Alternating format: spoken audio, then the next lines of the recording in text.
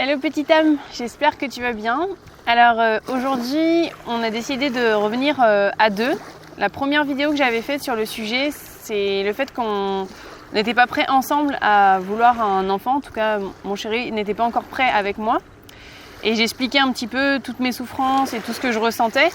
Et j'ai beaucoup évolué, on a évolué finalement ensemble sur le sujet. Et c'est ce qu'on a envie de vous expliquer pour arriver un petit peu où on en est aujourd'hui. Un projet bébé. C'est qu'à la base c'est déjà un projet de couple. C'est 1 + 1 = 3. C'est vrai que moi je m'épanouissais pas forcément dans ce couple, dans le sens où je ressentais des déséquilibres, il y avait des choses, des pans entiers qui me posaient un peu problème. On y reviendra après dans la vidéo. Mais en tout cas, ce qu'on peut dire, c'est que déjà, vu le nombre d'années que tu as attendu, c'est que, alors que toi, t'en voulais depuis toujours, quasiment d'avoir cet enfant qui était si important pour toi, mais du coup, t'es pas resté avec moi pour ça, quoi. Visiblement, non, ça va faire 6 ans qu'on est ensemble. Ni pour mon argent, parce qu'au final, j'ai quitté mon job, j'ai monté ma boîte, etc. Donc, ouais. Mais bon, l'argent ne m'a jamais intéressé, donc c'est pas ça, ni du mien, ni du tien. On s'en fiche. Donc, c'est parti.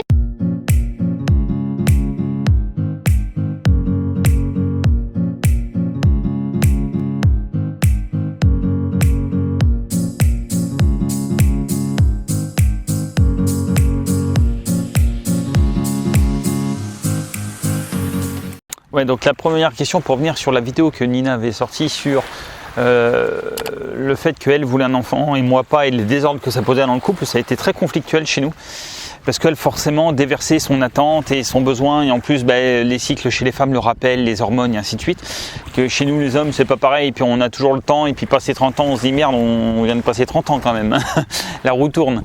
Donc bon, il y a une histoire quand même de lien au temps, et puis au corps qui n'est pas le même, on n'a pas la même approche. Et puis le fait que je me connaisse énormément avec la symptothermie, ce qui fait que ça ajoutait le fait que je sachais exactement quand est-ce que c'était possible ou quand est-ce que c'était plus possible, et du coup pour moi psychologiquement c'était très difficile à tenir. Mais en fait, c'est-à-dire que ça faisait partie d'un schéma de couple, et vraiment avec du recul on était presque obligé de passer par là. Parce qu'on n'a pas eu ces soucis-là, mais la lame de fond, c'est qu'il y avait vraiment des sentiments forts et on voulait être ensemble malgré toutes les péripéties, etc. Mais on avait aussi plein de choses à régler. Et c'est notre histoire, on développera ça dans d'autres vidéos si ça vous intéresse, mais bon, il y a d'autres liens, bref, coupé. Intéressant, voilà. Oui, intéressant. C'était vraiment une histoire, moi ce qui me manquait le plus, il y avait une histoire de complémentarité et d'équilibre. Et comme Nina poussait à la roue sans arrêt, moi je prenais la roue qui faisait de la fuite. Donc plus elle demandait, plus elle intervenait, plus c'était fort en émotionnel, et plus je me barrais dans mon travail ou dehors. Moi je courais après lui et lui fuyait. Et plus elle court et plus je fuyais, donc au final c'était un jeu sans fin qui créait des conflits et ainsi de suite. Ouais, et on en souffrait tous les deux. Et du coup, il a fallu qu'on identifie chez nous ce qu'étaient nos stratégies. Avoir un regard juste sur soi-même, parce qu'en fait le déséquilibre, c'est pas moi qui n'en voulais pas, c'est que c'était pas possible pour moi dans ce contexte-là. Et Nina en voulait, mais finalement dans ce contexte, c'était pas ce qu'elle recherchait, parce que ce qu'elle voulait d'abord, c'était une famille, et donc un couple stable, un couple en construction. C'est pas un couple où c'est tout beau tout rose toute l'année, ce au quoi je ne crois pas du tout, mais c'était vraiment l'histoire de quelque chose de complémentaire. Je vais répéter le même mot, mais c'était de la complémentarité, de l'équilibre et un peu plus de douceur, et pour ça il a fallu qu'on voit un peu nos égos, nos constructions vraiment égotiques assez fortes, nos attentes aussi, pourquoi on attend autant de choses de l'autre, pourquoi il faut que ça se passe exactement comme on veut, et ainsi de suite. Et est-ce que c'est grave, est-ce qu'on a la bonne vision? Et c'est souvent quelque chose que je répète, c'est-à-dire travaillons à avoir une vision juste sur nous-mêmes, mais une vision sans jugement, une vision telle qu'elle, ce qui nous a permis de nous sortir de nos propres carcans. Des fois je venais la voir, je disais, je vois bien que je suis pas cool, je vois bien qu'en ce moment je suis fatigué, je suis agressif, je sais que c'est pas cool, je fais ce que je peux. Et elle, de son côté, elle savait que j'avais identifié le problème chez moi, que j'étais en train d'essayer de faire ce que je pouvais comme je pouvais, mais que, en gros, ça allait se résoudre. En tout cas, qu'il y avait une prise de conscience, et ça change des choses. Mais en gros, là, ce qu'on explique, c'est finalement, on a dû se regarder nous-mêmes Et faire face. Pour pouvoir en fait arriver à un équilibre ensemble. Parce que chercher l'équilibre en cherchant en l'autre ce qu'on croit être vide en nous, par exemple, c'est pour ça moi j'attendais un enfant, mais en fait il y avait certainement un vide à combler qui était déjà plein, mais que je voyais pas en moi. Et comme toi certainement, dans l'autre sens. Oui, il y a du passif. Et donc en fait il y avait vraiment cet intérêt à le retour vers soi, le retour à observer nos stratégies égotiques et à la fois revenir au cœur. En fait, à nos choix du cœur et qui sont finalement pas là quand on n'est que dans l'ego, parce qu'on est plutôt dans des attentes, dans des jugements, dans le passé, donc des choses qui nous meurtrissent parce qu'on veut quelque chose absolument, mais c'est qui veut? C'est toujours l'ego. Et donc là, à chaque fois, en fait, je pense que dans ces retrouvailles, on va dire un peu de couple, ça a été d'abord un travail personnel. D'ailleurs, nous, quand on s'est rencontrés, on était très vite, en travail. On pourrait le dire comme ça. C'est-à-dire qu'il y avait du très haut, du bas, mais en fait, dans le bas, il y avait toujours des caps à passer, des prises de conscience. Et il y en a eu un paquet, ce qui nous a quand même assez changé l'un l'autre, en bien. Et j'ose espérer qu'on va passer encore de nouveaux caps, parce qu'à chaque fois, c'est vraiment. Chaque étape, on évolue sur des sujets. Plus beau, plus pur, plus connecté, plus dans l'amour, plus intuitif. Vous entendez peut-être, on est au bord du lac Léman, au ras de la Suisse. J'espère que vous entendrez bien avec les micros, mais bon. Et du coup, il y a les vagues du lac qui sont face à nous, qui fouettent un peu là, mais on va les se baigner juste après. Mais en fait, ce travail-là, c'est vrai qu'on avait tous les deux un passif qui avait besoin d'être nettoyé en quelque sorte. Et on avait tous les deux des attentes, des constructions qui avaient besoin d'être apaisées. Et comme tu l'avais dit la dernière fois, on avait beaucoup de nœuds à dénouer. Oui. Et à chaque fois, c'est ce qu'on faisait. Mais malheureusement, on devait à chaque fois parfois passer par des gros clashs ou des gros conflits pour dénouer. Mais par contre, on en grandissait toujours. Parce qu'on est des têtes cramées. C'est-à-dire que, je ne sais pas si vous connaissez l'histoire de, c'est la feuille, la pierre, le bus. En gros, l'idée, c'est que l'univers vous envoie sur une situation un petit signe, quoi. Un premier signe, qui est de la force d'une plume. On va dire donc, ça. Bon, si tu le passes à côté, si tu passes à côté, elle va t'envoyer la force d'une pierre. Tu vas le sentir, mais. Là, ça va être déjà. Et après, c'est le bus. C'est-à-dire que tu te manges un bus en pleine tête. Bon, nous, on est à l'étape au minimum du bus, sinon de l'avion, parce qu'on est des forts caractères et on a une certaine puissance en nous. Un peu trop forte parfois, mais bon, c'est comme ça. Ça nous sert à passer des caps. Ça nous sert à passer des caps, mais ça nous dessert aussi de l'autre côté. Vous n'êtes pas obligé de souffrir pour avancer. Enfin, c'est le genre de truc qu'on devrait nous inculquer profondément dans le cerveau, mais nous, c'est pas ça. Donc en fait, on est passé par ces étapes-là. Et à chaque fois, au cours de petites séparations, de choses comme ça, ou de moments de pause, on pourrait dire, l'un et l'autre, on allait se ressourcer en pleine nature. Donc ce qui faisait que Nina, par exemple, partait de la maison. Moi, j'avais de l'espace pour vraiment me respirer et ainsi de suite. Et il n'y avait plus la pression que je lui mettais dessus. En fait. Et puis me retrouver face à moi-même et pas dans des stratégies de fuite et autres. Nina, elle prenait conscience de son côté, moi de mon côté, on se retrouvait, c'était génial. Moi je lisais beaucoup. C'est vrai que je lisais beaucoup dans la nature, au bord de l'eau, dans une forêt. J'ai beaucoup aimé la nature et lui, il peut pas se passer non plus de nature. Donc finalement, dans comment on se calmait de la même manière. Donc c'était aussi un point intéressant de regarder, de se dire que ça nous rapproche en fait. Parce que finalement, on arrive à être bien tous les deux en nature et c'est pour nous quelque chose d'apaisant et d'amour et de paix. Donc ça c'était intéressant à observer, notre façon de nous calmer. Et on fait cette vidéo en fait pour peut-être dire à des gens qui ont ce souci, des hommes qui veulent un enfant, la femme non, ou vice versa.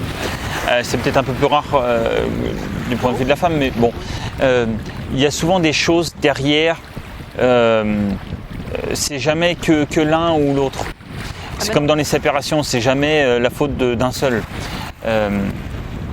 Allez voir, nous étions victimes, et on l'est encore par moments, de nos jeux, quand je parle de moi, et jeux J-E-U, c'est-à-dire de nos jeux de rôle, presque du théâtre, de l'ego, du mental. C'est pour ça qu'il faut quand même aller chercher dans le fond.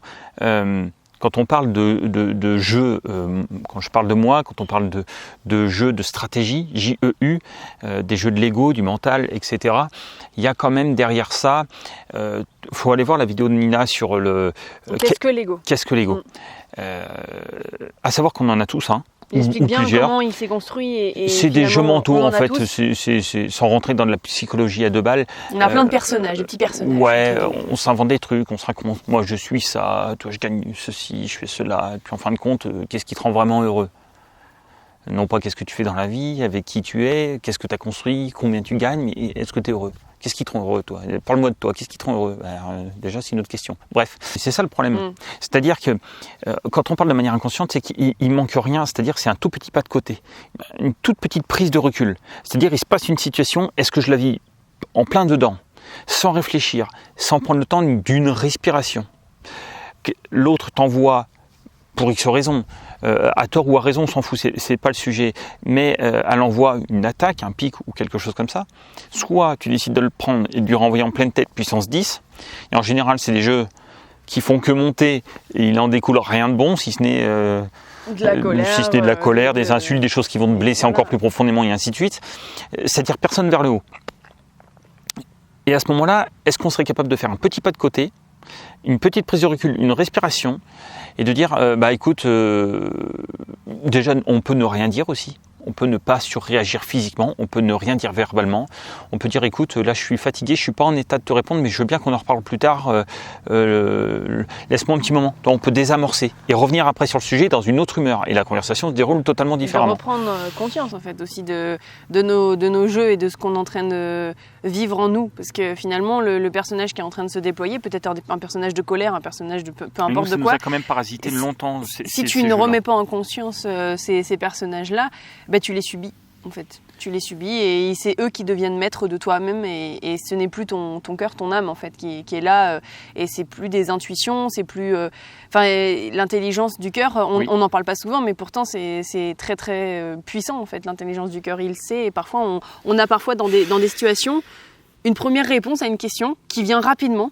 et souvent c'est celle-ci l'intelligence du cœur et on veut pas l'écouter parce que vient notre mental ego qui se met en place et qui met en place toutes les peurs et on va se poser 1 milliard de questions et là en fait on remet en question la première réponse qui était venue à nous en fait et souvent les intuitions c'est l'intelligence du cœur qu'on n'écoute pas forcément. Le problème de l'intuition, c'est qu'on n'écoute pas forcément, alors que c'est une autre intelligence et une autre canalisation en quelque sorte, qu'il faudrait qu'on écoute davantage. Le problème, c'est qu'elle n'est pas rationnelle.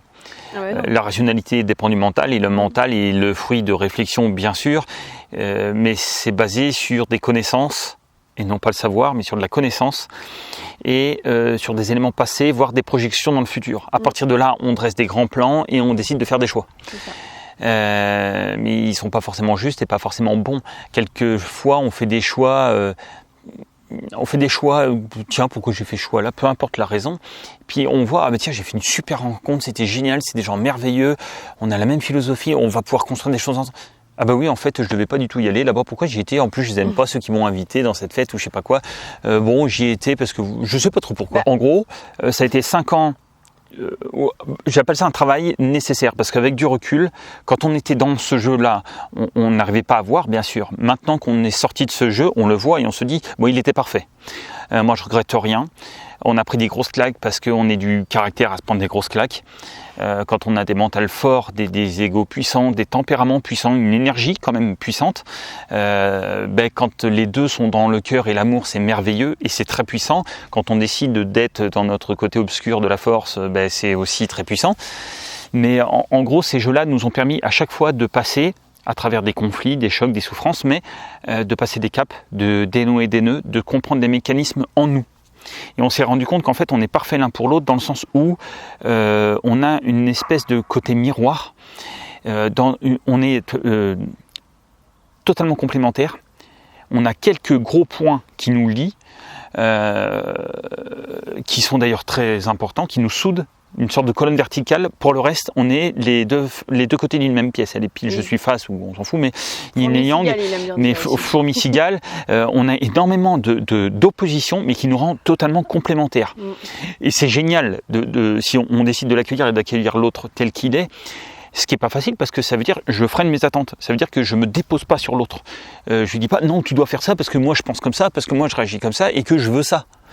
Non, l'autre il évolue, c'est un être à part entière et il a son rythme, il a ses envies, ses besoins, sa propre évolution. Et j'ai envie de dire, quand même dans un projet futur d'enfant, je verrais bien quand même voir mon enfant grandir et ne pas trop l'impacter de mes dogmes, de mes courants de pensée, de qui je suis, de ce que j'ai vécu, etc. Mais de le laisser quand même, dès le début, de le prendre comme un être.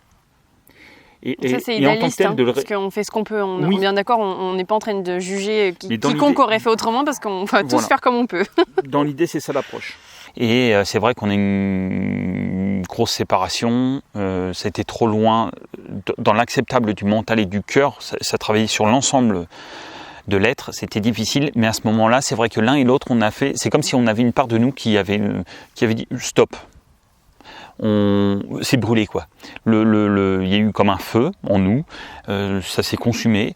On a passé quelques jours, quelques semaines séparés pour se remettre ensemble d'une autre manière. Et c'était comme, pour moi, c'est comme une nouvelle histoire.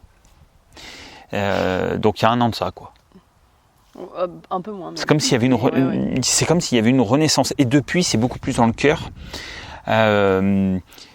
Et il fallait qu'on en passe par là. Donc, quelquefois, on est toujours en train de vouloir lutter contre l'exercice qui nous est donné dans cette vie. Mais c'est un tort de lutter contre. Pas de côté, j'observe, je ramène à moi. Qu'est-ce que ça réveille en moi ? Pourquoi, je ne sais pas, un enfant me fait peur avec Nina ? Ah bah oui, mais elle n'a pas de situation stable, oh là là, elle ne gagne pas beaucoup d'argent, oui, mais dans ce monde, il faut de l'argent. Ok, tu as peur du pognon. C'est un fait. Plus tu as peur, plus tu auras de situation, que tu auras raison d'avoir peur. Moins tu as peur, et puis plus ça roule bien. Ok. Oui, mais tu comprends, ceci, cela. C'est tout le temps des trucs basés. C'est le problème. Enfin, c'est pas le problème, mais l'ego, tout le temps, c'est des peurs basées sur des réflexions du passé, parce qu'on a aussi un passif, l'un et l'autre, qui n'est pas simple, qu'il faut gérer. Et pas réimpacter, mais on voit bien que ça ressort. Et nous, en fait, on a ressorti pendant 5 ans, petit à petit, pas tout le temps bien sûr, ça faisait des hauts débats, il ressortait des choses comme ça de nous qui avaient besoin d'être mis en lumière. Et bizarrement, l'autre était là, il y avait en quelque sorte une compétence, une qualité pour pouvoir le transmuter. Ou alors c'était qu'on avait quasiment la même souffrance. Mais finalement, si on a souffert de la même manière, pourquoi on se le reproche, pourquoi on s'en veut ? Tout ça pour dire que dans les couples, quand il y a des problèmes comme ça d'enfants, des gens qui en veulent bien dans l'absolu, qui ne sont pas contre, qui commencent à observer des pichous et qui se disent « Oh, c'est quand même mignon, je vois bien qu'autour de moi, la bande d'amis en a, et ainsi de suite, c'est quand même sympa. » Tu sens une envie d'être père, une envie de peut-être de protéger de tout ça, une mère qui a envie de s'exprimer, de transmettre et tout ça. Bon, ok, mais qu'est-ce qui bloque derrière ? Et là, au lieu de rejeter sur l'autre, et comme Nina, moi, me rejetait beaucoup, et voilà, on avait des stratégies différentes en mécanisme, mais quand on a décidé d'arrêter, de se dire, écoute, je te laisse le temps, je t'aime comme tu es, moi, dans l'absolu, j'en veux, écoute, maintenant, on en parle librement, et elle a fait le travail de désamorcer la chose, et moi, du coup, je me suis senti totalement libéré de cette pression-là, de ce fardeau, et je me suis dit, maintenant que j'ai plus ce fardeau-là, qu'est-ce qui se passe vraiment ? Ceci, cela, j'ai commencé à descendre en moi et à voir les espaces qui n'étaient pas au clair et avec elle. Et donc, ce qui est intéressant, c'est de s'accepter tel que l'on est, nous-mêmes déjà. Oui, c'est primordial. Arrêtez de vous croire que vous n'êtes pas bien. Aimez-vous déjà comme vous êtes et regardez-vous. C'est extrêmement puissant parce que le nombre de personnes qui se descendent sans cesse et qui sont absolument pas, qui s'aiment absolument pas pour ce qu'ils sont. C'est quasiment tout le monde en fait. Ouais. On a vraiment un problème à s'aimer. Et donc c'est extrêmement difficile d'aimer inconditionnellement une personne si toi-même tu ne t'aimes pas déjà. Et donc ça c'est un vrai travail personnel, mais qui est fait aussi grâce à l'extérieur, autour de nous. Parce qu'il ne faut pas oublier que même si le travail il peut être fait au niveau personnel, on n'est pas seul sur Terre. Et on peut être aidé. Et en fait, on a tous des guides partout. Et comme je vous expliquais, que chacun est nos maîtres spirituels, parce que peu importe s'ils sont spirituels ou non, en fait, ils vont nous montrer exactement ce qu'il faut qu'on regarde à l'intérieur de nous. Parce que si ça nous chatouille, si ça nous fait quelque chose, c'est-à-dire qu'on ne l'a pas encore observé, qu'on n'a pas encore transmuté en lumière. Donc ça veut dire que c'est parfait, en fait. Malgré que ce soit compliqué, la vie va te ramener à chaque fois à quelque chose. Si tu ne l'as pas vu et que tu ne le vois pas, et que tu ne le vois pas, et que tu ne le vois pas, jusqu'à ce que tu vois, en fait. Peut-être parfois, il y a des choses que tu verras jamais, parce que tu as décidé de ne pas voir. Mais c'est comme ça que ça se passe. Et donc le couple c'est exactement comme ça en fait. Parfois quand ça nous chatouille, on va se fâcher ou tout comme ça, c'est des choses qu'on va pouvoir observer en nous. Attends, mais pourquoi je réagis ? Pourquoi je réagis comme ça en fait ? Qu'est-ce qui se passe en moi ? Et c'est intéressant de se poser la question et de se regarder toujours. Parce qu'en se regardant, on va pouvoir plus facilement observer les stratégies des autres, que ce soit du couple ou ailleurs même. C'est toujours compliqué quand il y a de l'émotionnel pas géré en quelque sorte. C'est-à-dire quand il y en a un qui exprime quelque chose de manière calme et posée et que l'autre se met à tout de suite le prendre pour lui dans des espaces de souffrance, qu'il le prend et tout de suite ça s'envenime. Et à ce moment-là, c'est très très difficile de pouvoir discuter. Donc après, il faut trouver des stratégies. Nous, je sais que quelquefois, quand c'était le cas, on s'est écrit. On lance un sujet, puis on se dit stop, on arrête.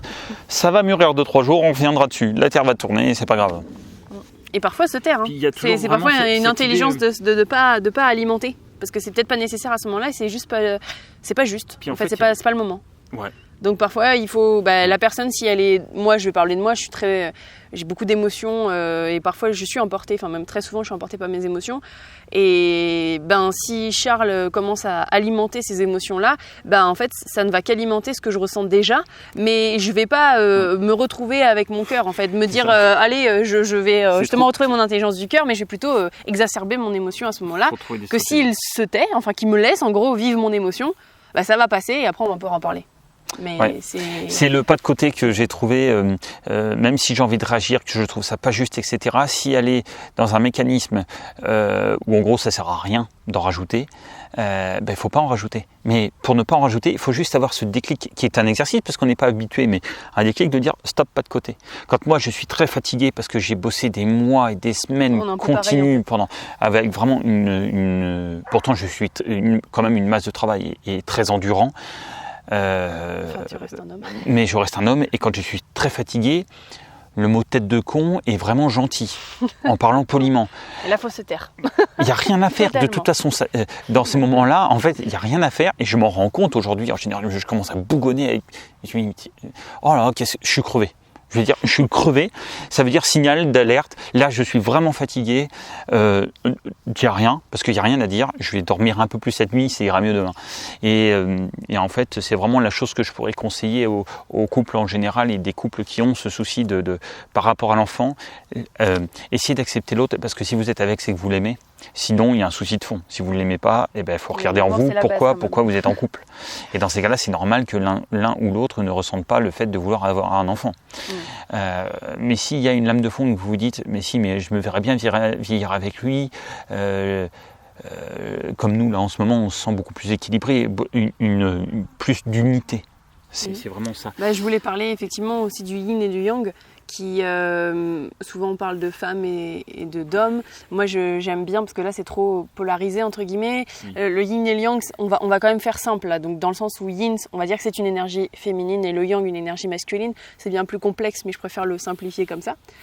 Et moi par exemple je suis une femme, mais pour moi je suis pas une femme yin du tout, je suis une femme yang de prime abord quoi. Depuis ma naissance je suis plutôt comme ça, et toi tu es un homme plutôt yin.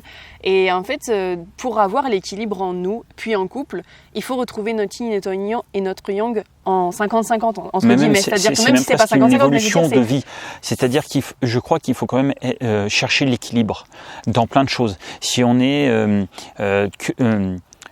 que guerrier dans l'âme, ou toujours dans la colère, dans l'affront, dans la rhétorique, ou alors si on est que soumis,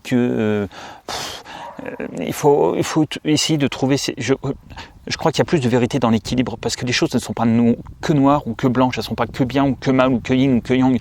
C'est une histoire d'équilibre, d'ombre et de lumière. Mais je veux dire, quand la lumière projette sur un arbre, quand le soleil éclaire un arbre, et derrière il y a une ombre. Et c'est comme ça, c'est ok, c'est cette dimension qui est comme ça. Et il faut l'accepter. Il faut l'accepter aussi en nous.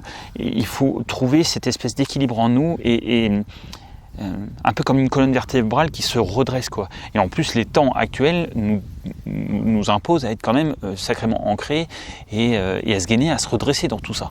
Et donc pour terminer ce que je disais, nous quand on a commencé à passer un cap, une petite étape, enfin une grosse étape même, c'est quand on arrive en fait à beaucoup plus équilibrer nos yin et nos yang. Et donc moi quand on va dire que je suis beaucoup plus yin à un moment donné, lui est beaucoup plus yang, et il reprend sa place, je reprends la mienne, et ça veut pas dire que ça va éliminer ce qu'on est au fond.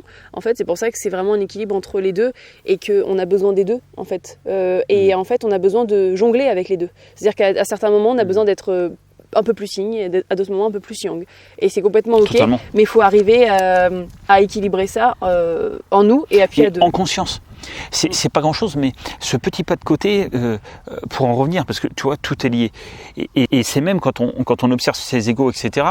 Moi, je suis chef d'entreprise, je suis à mon compte tout seul, mais je suis mon chef d'entreprise. De temps en temps, si je veux pas me laisser bouffer par des commerciaux crevards ou que sais-je, je décide de prendre ma casquette de connard, mais en conscience. Donc je prends excusez-moi, je vais parler franchement, hein, de toute façon, je suis comme ça. On va être censuré par YouTube pour ce mot. C'est vrai. Je vais pas m'en servir pour humilier l'autre, mais je vais m'en servir pour dire non, là je protège ce qui doit être protégé. Et une fois que j'ai raccroché, et je lui dis même, par exemple au téléphone, récemment j'ai dû m'imposer face à quelqu'un qui essayait de faire quelque chose de malhonnête, et je lui dis non, mais là j'ai ma casquette de tête de nœud, donc non, ça va pas se passer comme ça, et je vais t'expliquer comment ça va se passer. Et on est obligé, et c'est bien, mais tu le fais en conscience, tu raccroches, tu te dis, voilà, il a compris, moi j'ai défendu aussi ce qui doit être défendu, et tout va bien, et je me raligne et je dis maintenant je suis moi.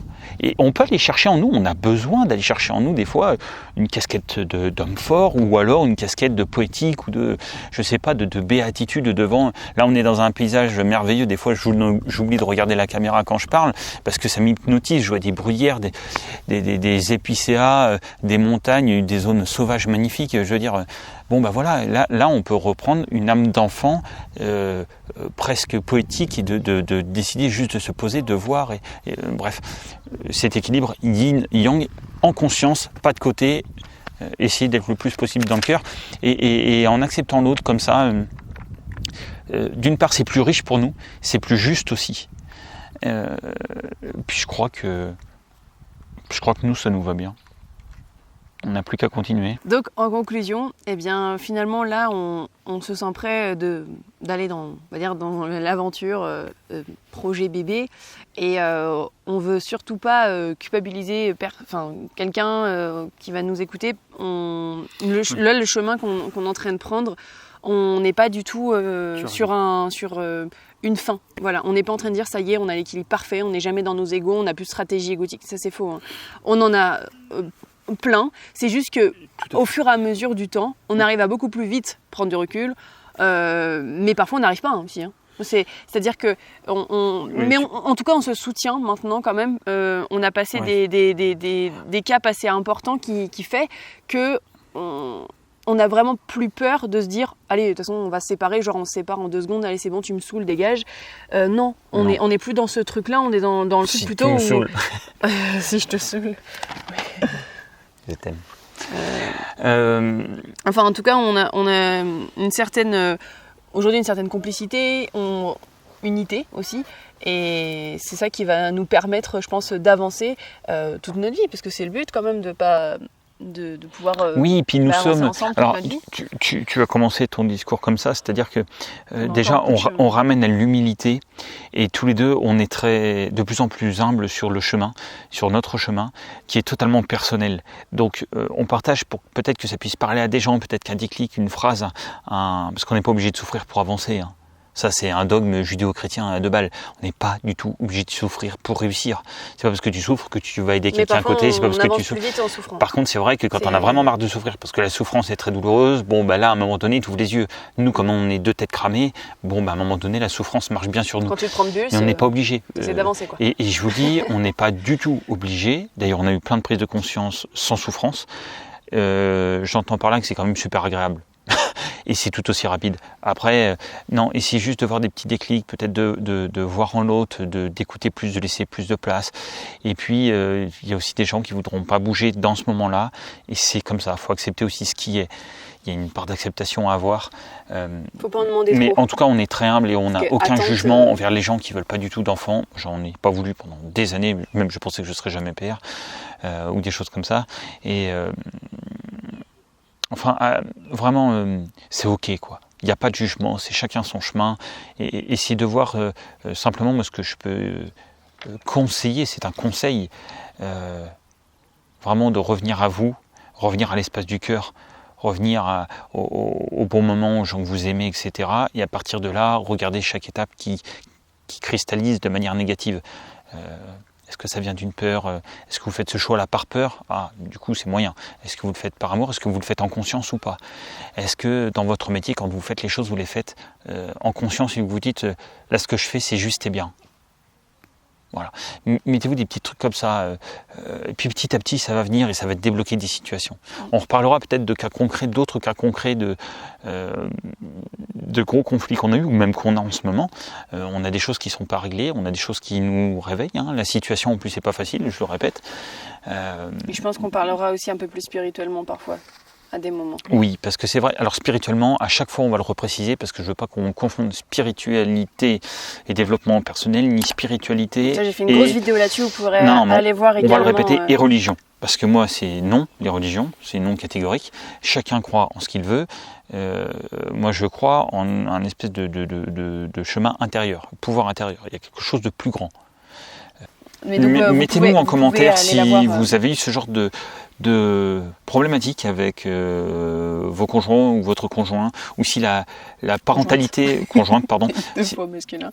Ouais. Vous êtes à 3 mecs, pourquoi pas, hein. Ça existe les couples à 3, mais chacun son truc. Là encore, pas de jugement, mais enfin, elle est à moi quand même. Non, ce que je voulais dire, c'est voilà, humilité, pas de jugement. Je sais plus, tu m'as coupé, qu'est-ce que je voulais dire?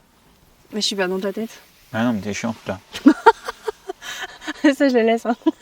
Non. Si. Non. Absolument que si. si.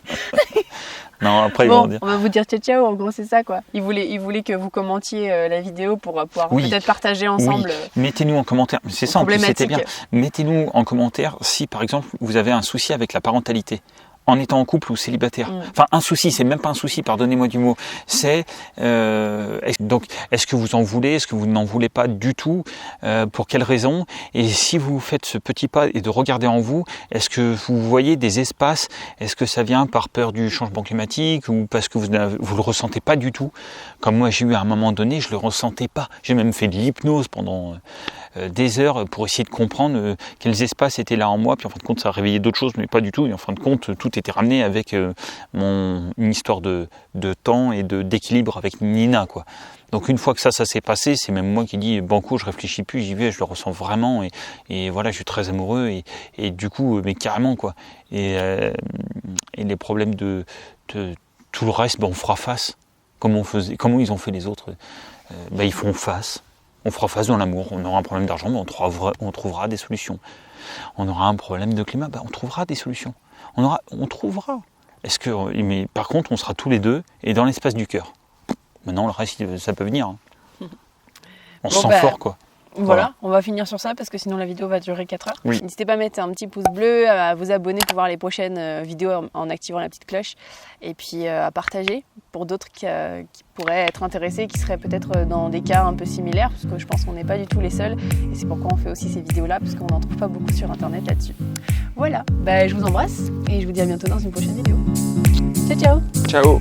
Ciao.